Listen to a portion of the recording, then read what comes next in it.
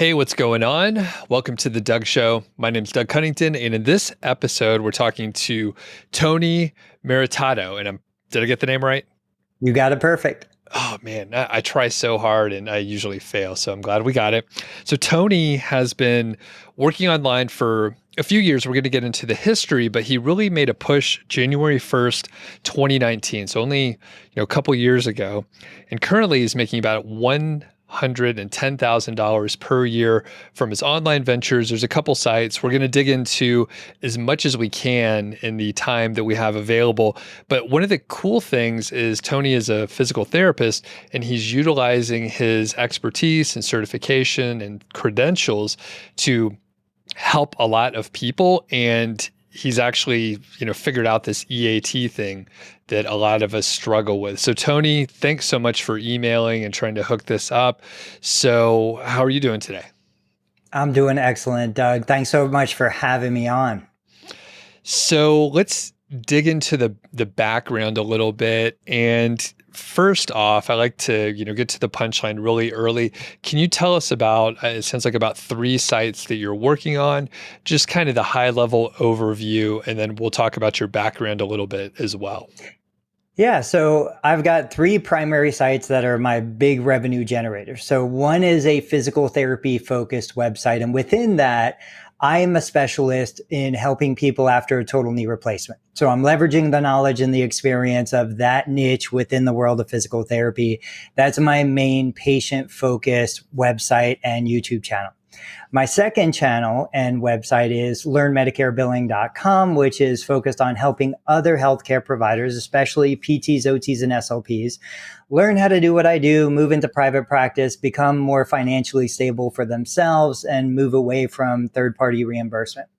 And then the third site really is just kind of a baby of that. I knew that clinicians, as they're moving into their own business, they needed a solution to help them connect with their geography, their community. They weren't competing with Yelp. They weren't competing with other large directories. So I created my own directory in a way to help organic rank therapists that either have a brick and mortar clinic or maybe they're just doing what's called mobile therapy, where they just come to your home, but they don't have a physical location. They're not showing up on the Google map. They're really behind the 8 ball. I wanted a directory site that would grow quickly, user generated content to put them in front of the people who needed their help. Okay. Yeah. All this is amazing because you're earning, money from each of the sites and, some people are just trying to get one of those rolling. Now, one cool thing with a Learn Medicare billing site, the breakdown of revenue, there's some from eZoic display ads, there's some from YouTube, and you also have a digital course that actually pulls in the lion's share of your online income. I'm just curious, had you done, any teaching before? Is that kind of like, part of being a physical therapist? Like you're always training new people and continuing education? Like, was it difficult to create a course like that? Well, it's definitely a big part of what we do. So in the clinic, and you've been through this, most of our time is spent educating the client on what's going on. Why did this happen? How do we make it better? What makes it worse? But I've always loved teaching. I was a longtime martial arts student. I spent 10, 12 years in the dojo. And, my goal before I got into any of this was to become a martial arts instructor and open a dojo of my own. And so I've always loved teaching. I also come from a fine arts background. In high school, I went to a visual and performing arts program in high school down in Sarasota, Florida. So this is kind of the culmination of all of that. It gives me a chance to teach from 22 years of experience in owning a physical therapy clinic. It gives me a chance to monetize my knowledge because in the clinic, when I teach a patient something in 15 minutes, that time is spent. I've been paid for that time, but I don't get paid ever again. Whereas if I can capture that on video, in text, on various media, now I can monetize that. And there are people all over the world that would benefit from understanding, well, this is why your shoulder hurts. This is why your back hurts. This is why these things are going on. So what I realized was whether I'm capturing business information for other therapists or I'm capturing patient information, answering a question, well, do I put heat or ice on it? What's better? Like once I can capture that piece of information, it's universally applicable to so many people. And then I allow the advertisers to pay me for my time over the next 5, 10, 15 years, as opposed to putting that financial burden on the client. Okay, got it. And you told me right before we started recording that, January 1st, 2019, you started to make the push, moving to digital a little bit more. What was the catalyst for that? Any kind of specific thing, or you just thought, today's the day? It was really today's the day. Like, I had been a private practice owner since 2001. I had always, loved business. We grew our practice. My wife is also a physical therapist. Together, we grew to 5 clinic locations across 2 states. And typical for physical therapy, a profit margin, if you look at some of the publicly traded companies, it's about 10 to 15% profit margin. So I had always wanted to help other startups. I had always wanted to help other clinicians. I knew that my best way of giving back to the profession was helping other clinicians become financially independent and treat because they love treating, not because they need to pay the mortgage. And so what I did was, for decades, I said, I'm going to teach a course. I'm going to teach a course. And I never did it. And it was, so many false starts. And then finally, there was no real one thing. 2019, January 1st, I was like, this is it. It's do it or don't, And so I said, I'm going to teach. And what I did, because I couldn't figure out how to get myself to do it, I put out the announcement. I said, hey, I'm teaching a live webinar. Come join me. It's $299. I had no idea what the pricing should be. I just threw a number out there. And I knew that if I had just one human on the other side of the camera, I would produce the content, because it was from my real life experience over the past 20 years. And therapists are always talking to people. It's really intimidating to talk to that little black dot with a red light above it.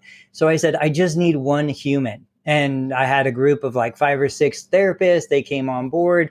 They paid for it. I did 6 1-hour live sessions. I recorded all of them, packaged it. That was my first digital course. And what I realized was that it's not about the information.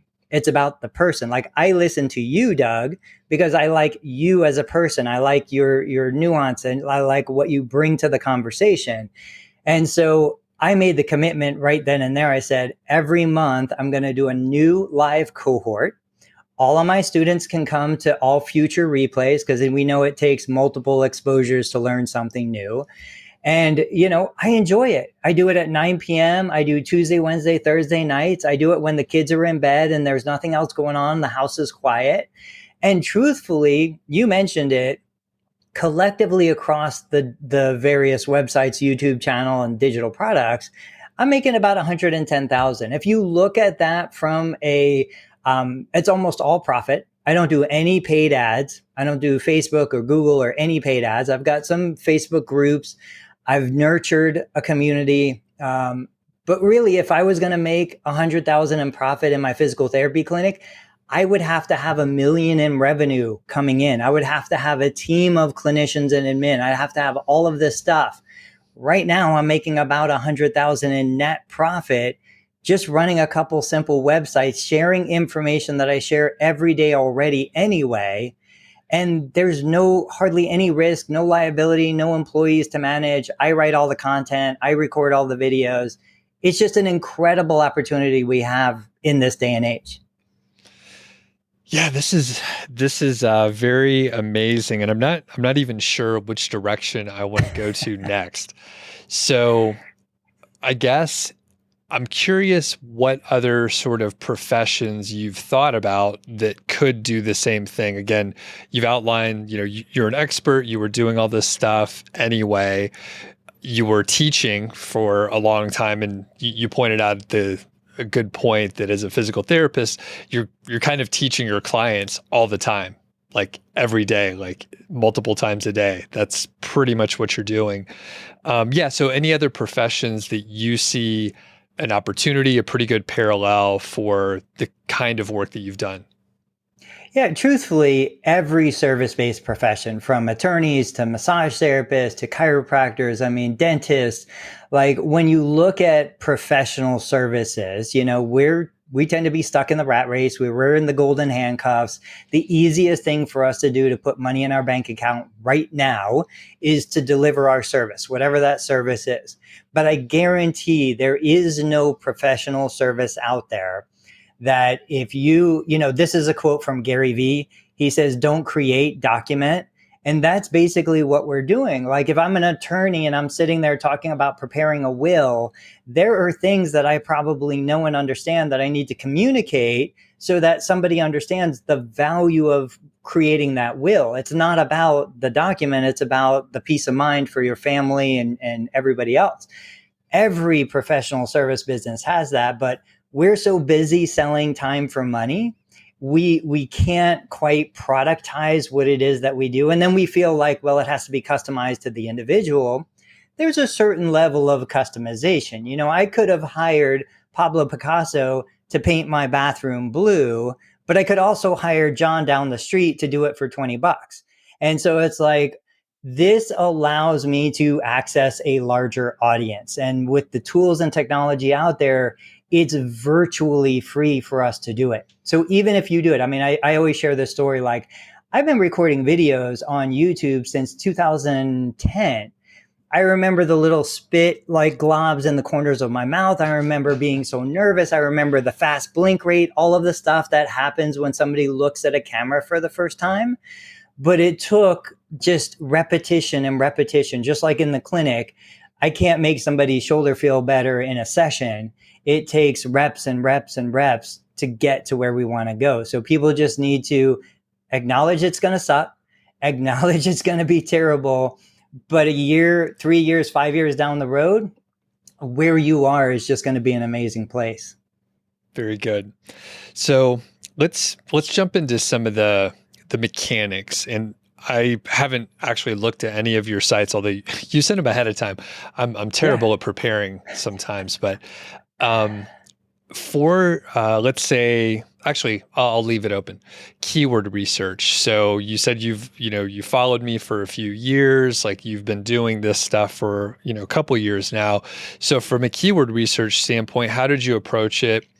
And you can start at the beginning, maybe your first couple iterations before you had things figured out. Yeah. So my very first website was started in 2003. That's still the domain that I use today.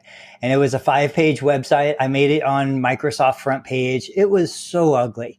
It reminded me of the original Amazon websites that you see. But the idea was back then and until probably late like 2018 into 2019, I was trying to produce content that I wanted you to know.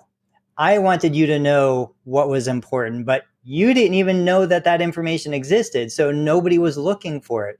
It wasn't until, and it really started for me with YouTube. I put up a bunch of random YouTube videos. All of a sudden, one of them caught, some traction and it had 50,000 views. And it was about sleeping in any position that's comfortable after a knee replacement, because the dogma was you have to sleep on your back, you have to leave your legs straight, you have to do all of these things. And I'm like, that's absurd, that's ridiculous. So threw that video out there, totally forgot about it. A year into it, I realized it's got 50,000 views. And I'm like, hey, something's going on here. So I find your channel, I find a couple of the other niche website channels on YouTube primarily. And I'm like, oh, if I produce content that people are already looking for, if I look at Google's autocomplete, if I look at people also ask, if I look at, I love Google's keyword planner as a tool to analyze my own website, to see what Google sees as keywords in my website, to analyze my competitors' websites and pages. And so that's basically what I do. It's a combination of what do people need to know? So I start with kind of a seed term, and that just comes out of what I'm interested in at the moment. A lot of it comes from my Facebook group. So I've got a group of 7,000 members about knee replacement. I've got a group of about 6,000 members of clinicians looking for information about billing Medicare. So I'm like, what are real humans asking and what words are they using? I take that, I drop it into Google to see what Google produces as the top 3 search results. And I'm like, okay, so this person is asking in this way. and Google is giving me these 3 results. Is there something going on here? Then I drop that into Keyword Planner. I look at the volumes for, the keywords and the searches. And then I'm like, can I speak intelligently about this? Can I bring new content to this? And when I'm producing a post, I try to create as rich of a post as possible. Now, I'm a horrible writer. I despise writing. I despise reading. I can't read more than like 3 sentences before I get distracted. I'm like a fly with my attention span. But I know it's important. I know it needs to get out there. So I do what I need to do to sit down and crank out the content. But that's really what I do is I look at the existing environment. I look at what Google's producing. I look at what keywords are already out there in auto suggest and Google Keyword Planner. And then I say, can I bring something new and unique and interesting to this conversation that's already happening?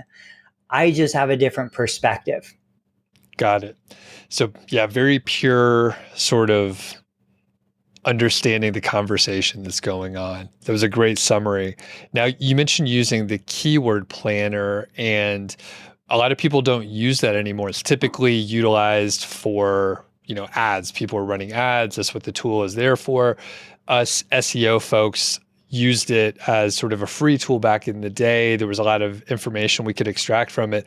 And then it became like less and less useful. You had to jump through some hurdles. So why do you use the keyword planner specifically? I like to see, because, in physical therapy, when I'm teaching other clinicians, I always say, who's your customer? Who's your client? You have to understand who the client is.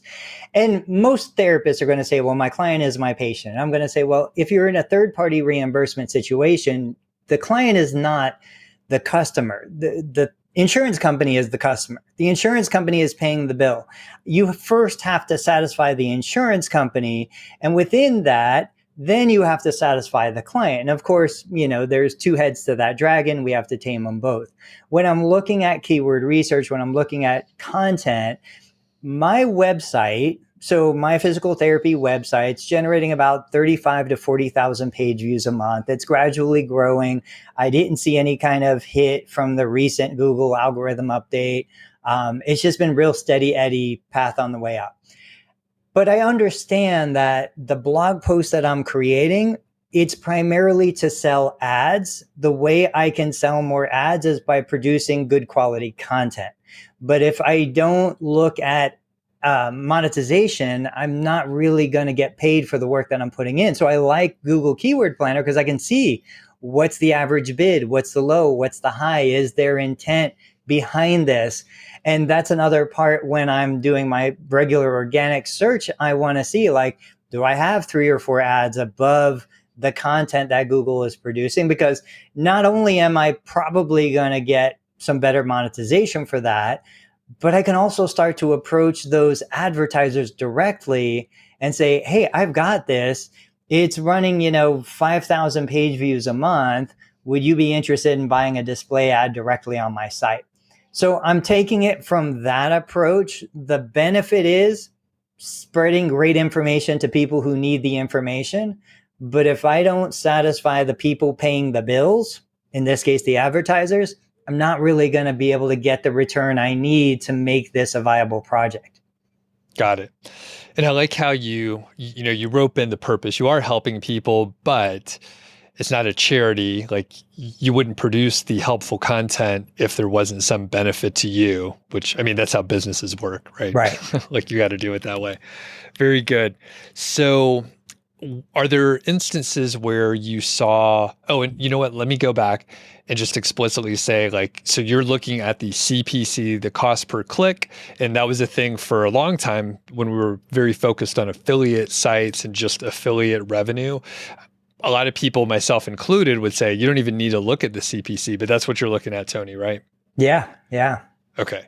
So CPC, is there some CPC range that you're interested in? Is there some range where you're like, I'm going to cut it out? Not particular. And even when there's no, CPC numbers showing up there, it doesn't mean I'm not going to produce content. It's just one factor that I'm considering, but I just want to know, there's probably somebody who's going to pay the bill for me to produce this content. Okay.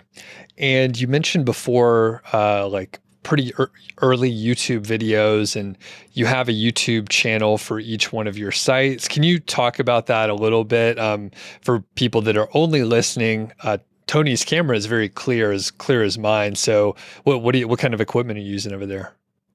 Yeah, so right now I've got a Canon 80D behind me. This was my main go-to camera until I retired this one and I got the one of the newer model Canons. I've got great lenses, so I've always stuck with Canon bodies.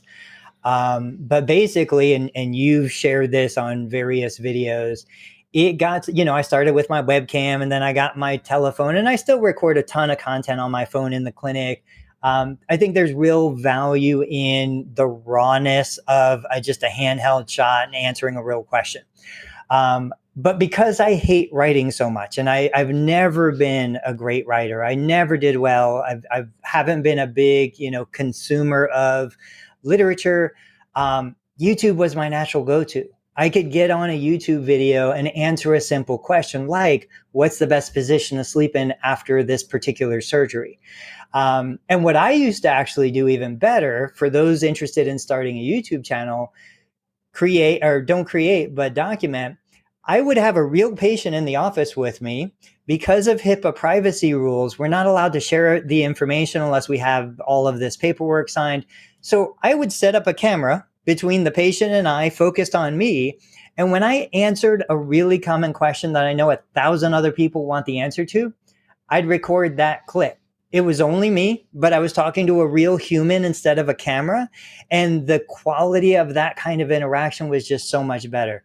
But back to my desk setup here. So I'm in my home office. Hopefully my kids, they're on spring break. I've got 4 little boys and we're just super active as a family. But I've got a large LED panel light to my left. I've got a little ring light to my right. I've got the camera in the middle, and it's set up 24 hours a day, 7 days a week. So I produce videos pretty much on a daily basis. Last time I looked, between listed and unlisted videos across 3 primary channels, I've got like 3 or 4,000 videos. And those are just the ones on YouTube. Those aren't even the ones that I use for digital courses and on my hard drive and everywhere else. It's just second nature at this point to hit record and start talking. Man, yeah, I was going to say similar to me. Everything's set up. Occasionally, if I'm shooting photo, I have a couple cameras, but occasionally I'll like grab the one that I use for my videos and stuff. But yeah, having it all set up removes so much of the, the early days, right, Tony? You're like, I got to set up a light or wait till the sun was in the right position so you could use a window or something. So having it all set up makes it so easy. And that's a staggering amount of videos. That's amazing. It is. It's a lot. And I like what you said about going to what was natural for you. A lot of people have mentioned to me, I hate writing. I don't want to spend time on it. It's just not my thing.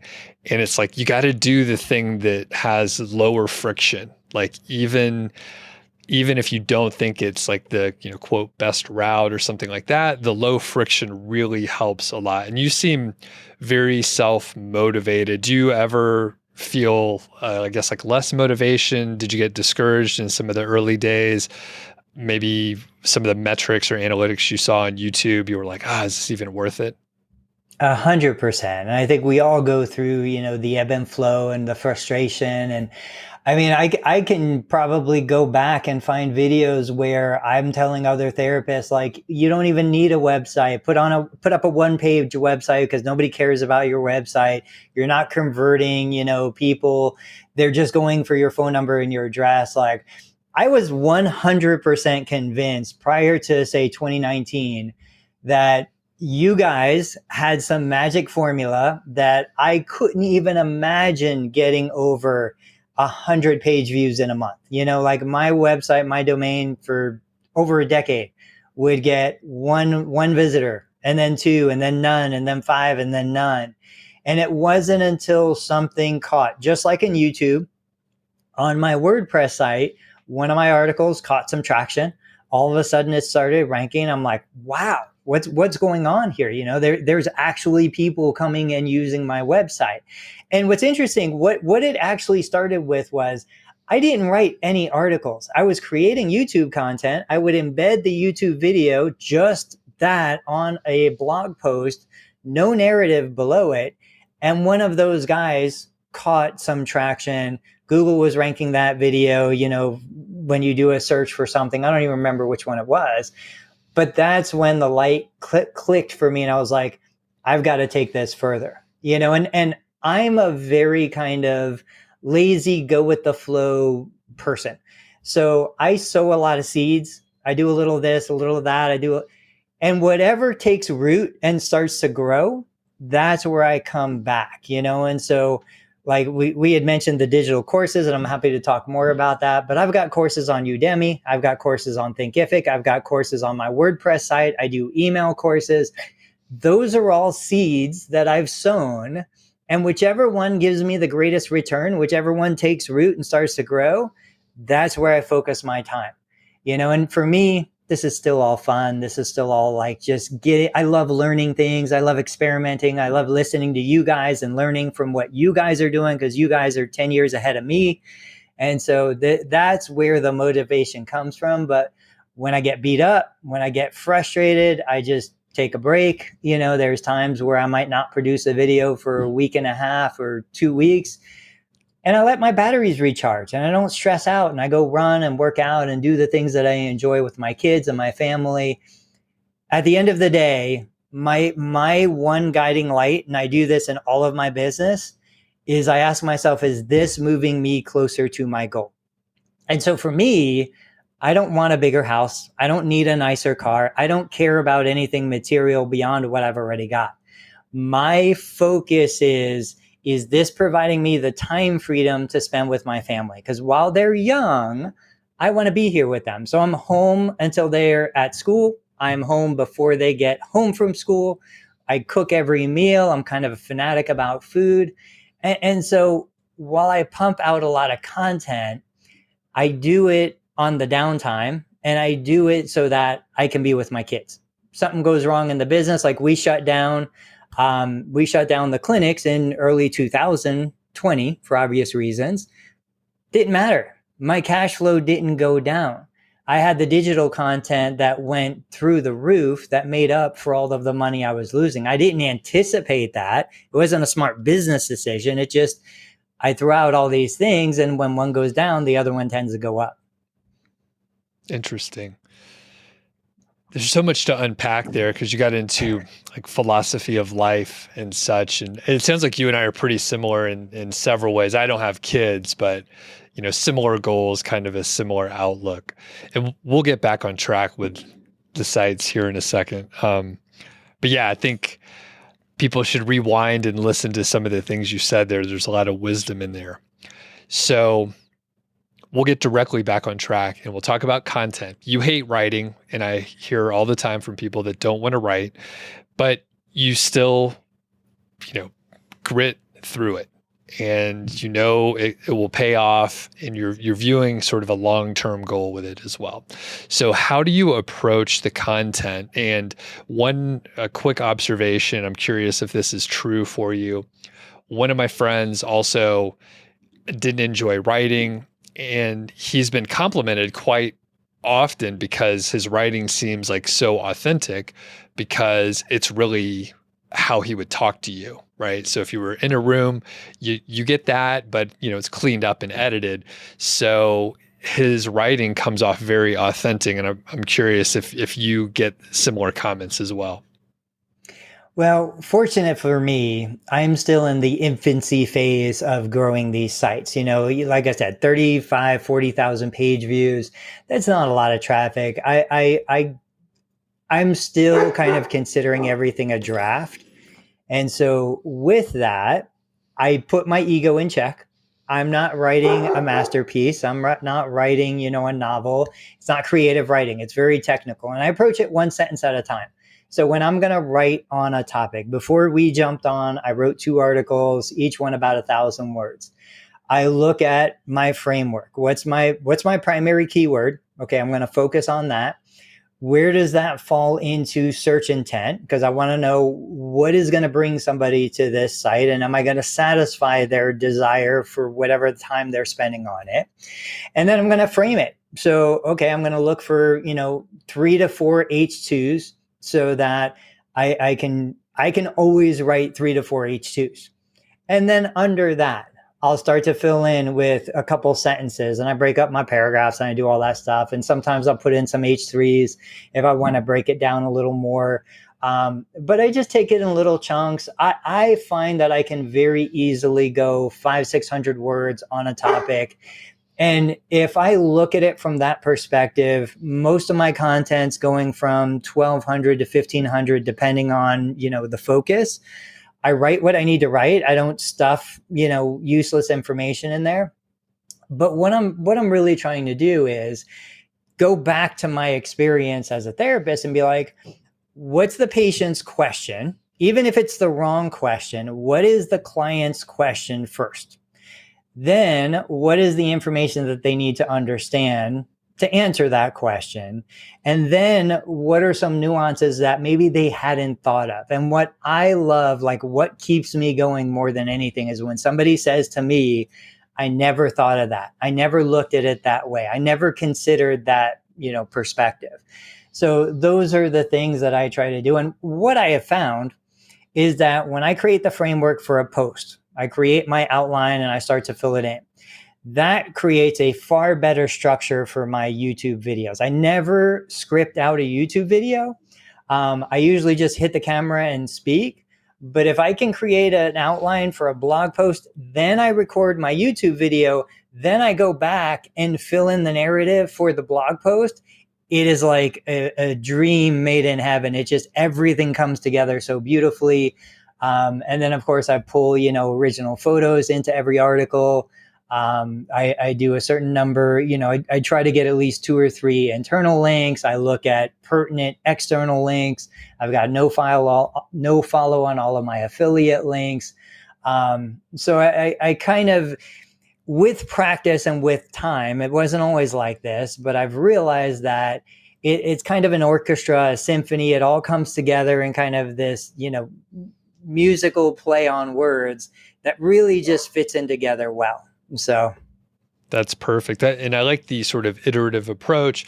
And I was going to ask, how does it play together on the YouTube side? So it all makes sense. And you kind of go back and forth. Do you have a routine of going back to old content that you've written and adding it, updating it, that sort of thing? My goal, like when I'm doing a new site, is I sprint to 30 articles. When I'm doing a new YouTube channel, I sprint to 30 videos within a relatively confined, topic cluster. And then what I do is, right now, I'm on the path to 100 articles in each one of these, with the occasional, like if I'm just stumped, I'm like, I don't want to think of something new. I'll go back and refresh content. But my goal is hit 100 posts and then go back and start refreshing. I've refreshed along the way, but based on your information and what other guys that I listen to and girls, we probably need to spend 30 to 50% of our time refreshing old content. And even some of that, so now when I'm creating a post title, even if I want to have the year or a number for a list, I'll create the URL with the keyword. I'll create the title, but then I'll put the year or the number, outside so I can easily modify it and it won't mess up my URL. Like, that's a little lesson that I learned that just makes the refresh much easier. Yeah, I learned that one too, especially, top 10, whatever, right. Just leave the number out because you could go and adapt to it later. Okay, very good. Any other content tips? I just think, we want to be good listeners. Like, being a good physical therapist means I'm a good listener. I listen more than I speak as much as possible. And so when I'm listening to the words, I'm listening to the pain points.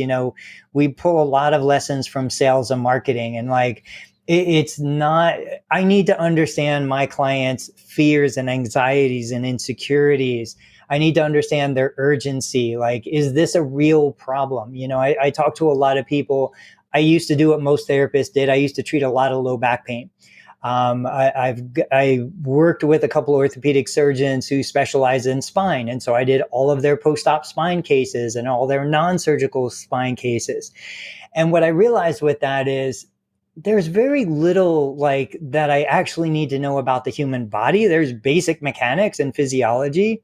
The majority of the benefit is going to come from the psychology, from the anxiety, the fear, the motivation, and all of us, like, I want to lose weight. I know I need to eat less. I know I need to move more. What I don't know is how to make myself do it.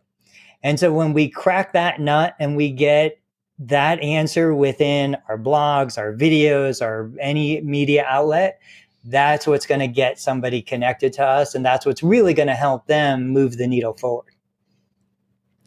And as far as the link building, have you done any link building, any outreach or promotion or otherwise? I haven't yet. And it's a combination of, so obviously there are big voices on both sides of the platform. You've got the big guy SEO guys that are like, build high quality links, pay for the links, do what you need to do. You've got the other side of the aisle. I love the idea, and I can't think of his name right now, of creating link bait. So you create a graphic, you create a shareable, you create something that somebody else is going to link to and share. I've tried Haro. I haven't had any success with it. I've tried to really like refine what I send, how I send it, make it as easy as possible for the authors, but I haven't had any of my contributions picked up. But I think I'm fortunate in that I'm in such a kind of novice space. And if we want to talk about, being a licensed physical therapist, like, pretty much there's nobody else out there producing really the kind of content that people are looking for. So you have the monsters in the world of WebMD and Health, Medline, and all these different big media companies. And then you've got these little tiny sites that aren't optimized in any way. They don't have any structure to their data. They're not thinking about search intent. And so it's kind of a blue ocean. You're in a world of a red ocean, high competition, lots of stuff going on. I'm in a blue ocean where I can put out mediocre content and it's going to get picked up and I'm going to be on page one pretty quick, And so what I'm finding is that I just need to do it. I just need to produce the content. So I'm on a 3 post a week schedule across each of my media sites. And I've been pretty consistent with that over the last 4 to 6 weeks. I'm going to try to keep up that pace. It's not burning me out. I feel good with it. And I don't feel like I'm at a place where I can outsource writing yet. There are no authors out there with what I bring to this particular niche. Perfect. And normally I'm like, everyone should probably do some sort of promotion, link building otherwise, but what you said makes total sense. And we were talking before, and I've seen, some PT sites that I've gone to their clinics and stuff, and, they're not really working on marketing. Like you said, people just go to the website to get the phone number and address maybe, but there's not really much else there. So if you're publishing, and you know what people are looking for, you got it. What I think is really interesting, and a realization that I made, and I share this with my peers, is I look at my physical therapy website as kind of two sites combined into one. There's the homepage. The homepage is optimized for people who are looking to come to me as a patient, people who are in my geography. I optimize the homepage, the About Me page, and kind of the insurance page about real patients that I'm going to see in my clinic. There's no ads on those pages, and everything is focused on giving local consumers the information they need. But separate, in my mind, is the blog. Now, the blog is where I'm targeting international traffic. I'm targeting traffic from all over the world, anybody who could possibly use this information. That's the stuff that I'm focusing on, appealing to the advertisers, appealing to consumers that are never going to be a patient in my clinic. And what I really need to do is, and I haven't quite done this well yet, Like my Learn Medicare billing channel is primarily monetized with educational content, with digital courses. That's where I'm making close to six figures alone just in courses, but I have hardly any traffic. So ad revenue for that site's $32 a month. In course sales, I'm breaking 10,000 a month some months, as opposed to my clinic website where I've got 35, 40,000 page views, but I haven't produced my patient facing courses yet. I haven't produced the course that's the top 10 questions, anybody who's had a total knee replacement needs to ask, or a 1 hour knee replacement course for pre-op and post-op. These are very, very easy courses for me to make. I just haven't done it because I'm focused on other things. But that would put jet fuel on my patient care website, and producing more blog posts on my Medicare billing website would add the revenue for that. So I'm kind of playing around with those metrics. It's like a mixer for audio. It's like I turn this up and see what happens. I turn that down, and that's where I spend most of my time. Got it. And are you good on time? I see we're about to go over. I'm fine. Whatever works for you. Perfect. So couple just random thoughts. One, on the creating content that potentially can just get links on its own. You do have the Facebook groups, and you might be able to run surveys, and then you have original data that people are always interested in. I recently interviewed Jake Thomas, I think that was his name. He had the Golden Retriever website, and he surveys his audience, and then he puts out this annual report that he just made up, but it's original data. So you nodded. Have you tried something like that?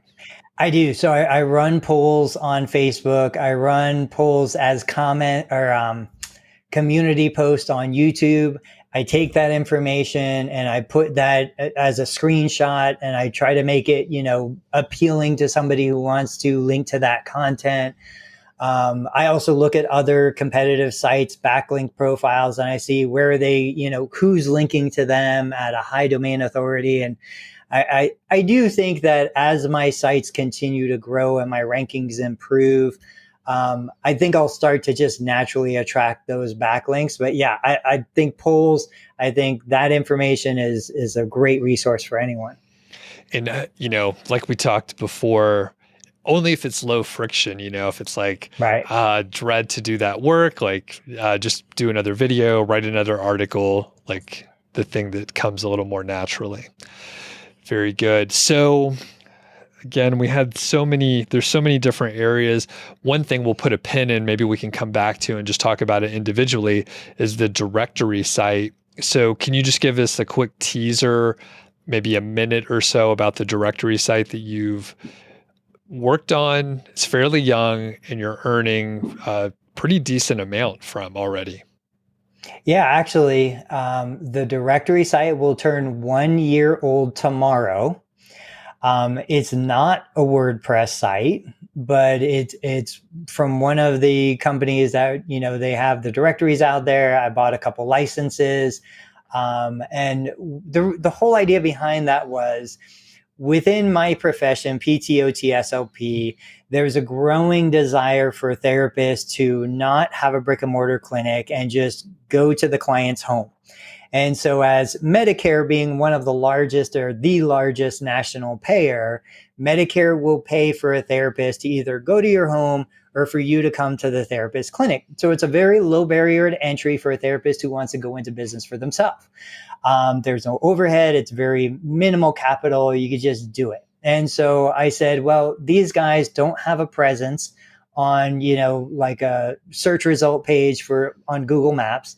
Even if they have a Google My Business listing, I know it's a new name for Google My Business now, they have to choose a service area because they don't have a physical location. And so they're really struggling to get in front of the consumer.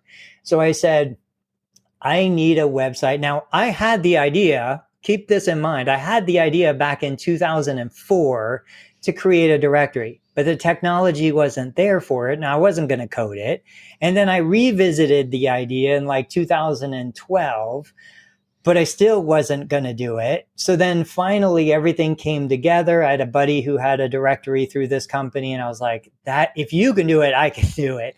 And so I did. I bought the license. I started creating the directory. I reached out to all of my peers and I was like, look, $100 for a year.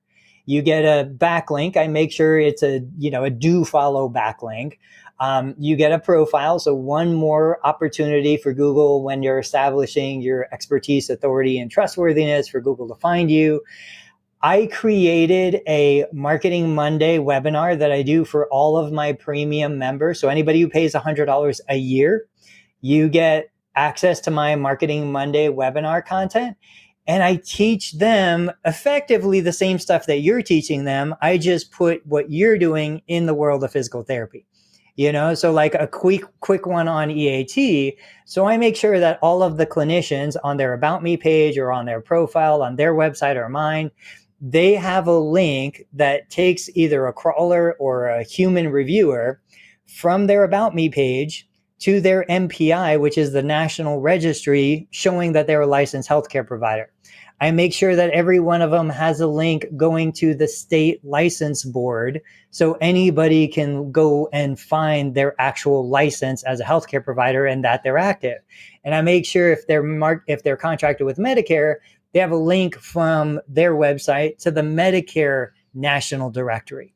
So, and I explained to them, this isn't for the consumer. This is for the crawler. This is for Google. This is for the human reviewer that's like, hey, is this person somebody that's really got credentials?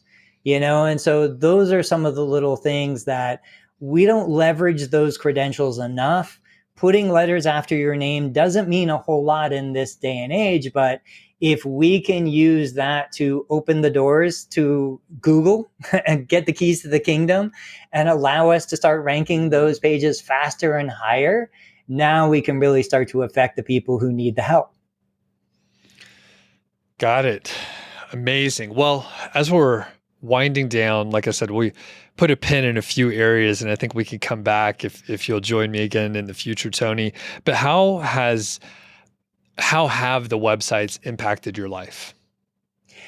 I think the biggest thing, the most obvious thing is the freedom, the freedom that I can work on my website anytime. If I'm selling a professional service, I'm working on the client's schedule. If I'm creating content or doing something on YouTube, I'm working on my own schedule. I can leverage my own time. I think that freedom, especially at this time in my life when my kids are small, when, we're raising this family, like it allows me to have the security, the financial security that I need to be comfortable, but focus on the stuff that's most important to me. And every day I'm growing, I'm gaining new skills, I'm learning new knowledge, like I'm crafting, this vehicle that I always say, like, I like to consider myself a runner. So if I'm running a mile, if I'm doing 4 laps on a track, the first lap is going to be kind of slow. Second lap, I'll kind of hit my stride. But I want that 4th lap to be my strongest, my fastest, my most successful lap. If that compares to life, I want my 60s, 70s, 80s to be the best time of my life. I want to have the most knowledge, the most money, the most freedom. And that's what I'm laying the groundwork for right now. Where can people find you, Tony? So I'm on Facebook under Anthony Maritato. But if you go to learnmedicarebilling.com, that's kind of the primary website where I'm spending most of my time these days. Anything you guys need, I'm an open book. We didn't have this kind of transparency in the early 2000s.